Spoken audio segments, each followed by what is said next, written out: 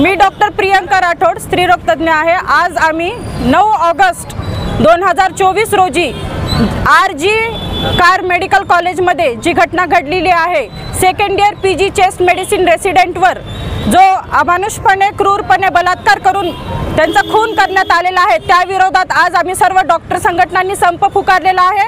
आम्ही सर्व संघटना यामध्ये एकत्र आलेलो आहे। आमचा हाच हेतू आहे की महिलांना सुरक्षा मिळावी, पुन्हा अशी घटना होऊ नये। ही क्रूरपणे जी घटना घडलेली आहे, सरकारने त्यावर कडक कारवाई घ्यावी आणि जे गुन्हेगार आहेत त्यांना तात्काळ फाशीची शिक्षा व्हावी, ही अशी आमची मागणी आहे। धन्यवाद। आता आपण सगळेजण ऐकतच आहोत की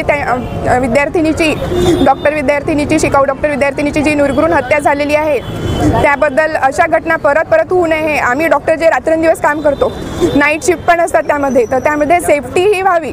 मेडिकल कॉलेजेसमध्ये पूर्णतः त्या कॅम्पसमध्ये सेफ्टी व्हावी, ही आमची मागणी आहे। तसेच अमानुषपणे जो खून झालेला आहे त्याची तात्काळपणे जी आहे व्यवस्थित जांच व्हावी व त्यांना गुन्हेगारांना फाशीची शिक्षा व्हावी।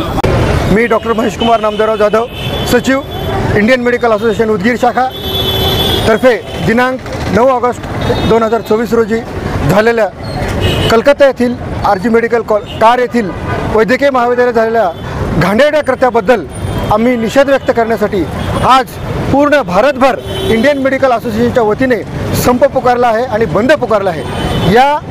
या घटनेने या देशातील महिला किंवा महिला डॉक्टर सुरक्षित नाही हे दाखवून दिलेलं आहे। या घटनेमध्ये ज्या नराधमांनी हे कृत्य केलेलं आहे त्या नराधमांना शिक्षा झालीच पाहिजे, इव्हन त्यांना फाशीची शिक्षा झाली पाहिजे। आणि आमची जी भगिनी माता, जिला ही क्रूरता तिच्यावर करण्यात आली आणि तिला ते सहन करावं लागलं, तर तिच्या पिढ्यांना, तिच्या नातेवाईकांना, तिच्या आईवडिलांना सुयोग्य असा न्याय भेटावा, ही याचिका आम्ही आमच्या भारत सरकारकडे करण्यासाठी आज या ठिकाणी ही रॅली आयोजित केलेली आहे। या रॅलीमध्ये इंडियन मेडिकल असोसिएशन आहे आणि आमच्या इंडियन मेडिकल असोसिएशनला बाकीच्या पॅथी आहेत, आयुर्वेदिक असतील, निमा, होमिओपॅथिक असतील, डेंटल असोसिएशन, IDA, या सगळ्यांचा उत्स्फूर्त प्रतिसाद आम्हाला त्यांना अतिशय उत्स्फूर्त प्रतिसाद भेटलेला आहे। त्याचबरोबर आमचे पॅराक्लिनिकल म्हणजे केमिस्ट आणि लॅबोरेटरीज ह्या सगळ्या लोकांनी स्वयंस्फूर्त प्रतिसाद दिलेला आहे। ही घटना फार फार फार अतिशय दुःखदायी आहे, निंदनीय आहे।